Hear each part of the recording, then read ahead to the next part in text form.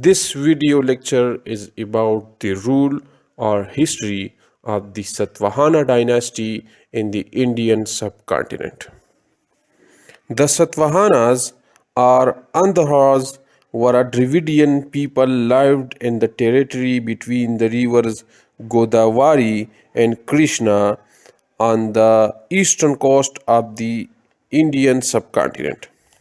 The founder of the Satavahana dynasty was Simuka. According to a Puranic tradition, Simuka flourished in the later half of the 1st century BC.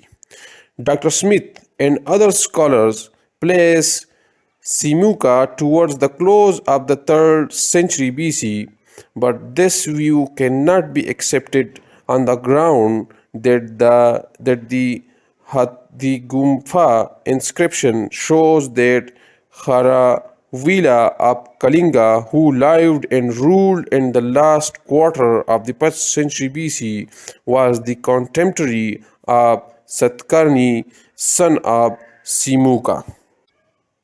The total number of this dynasty was 30, and they ruled about for 400 years.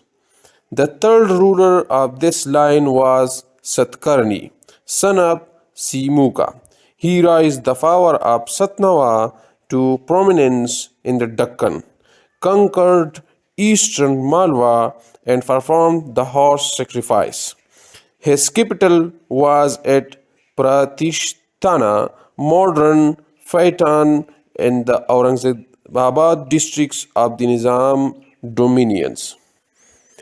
After the death of Satkarni, his wife Nayanika was proclaimed regent during the minority of the prince. Under the succeeding rulers, the prestige of the Satavahanas sunk very low, and a considerable part of their empire was occupied by the Sakkas. With the passage of time, the fortune of the Satavahana dynasty was restored by Gautamiputra, who dealt a severe blow at the power of the Sakkas. He waged wars against the foreigners and defeated the Sakkas, the Yavanas, also called Greeks, and the Parthians. He not only freed his country from foreign authority, but carried his arm as far as Malwa in the north and Kanars in the south.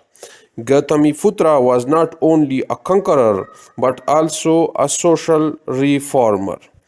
He was succeeded by his son Pulumai, who married the daughter of Rudraman, the Sakka ruler. But in spite of this matrimonial connection, the relationship between the two rulers or kingdoms was not cordial. The last great ruler of Satavahana dynasty was Yajnasari. But after the death of Yajnasari, the Satavahana empire led to disintegration, and the later rulers were weak and inefficient.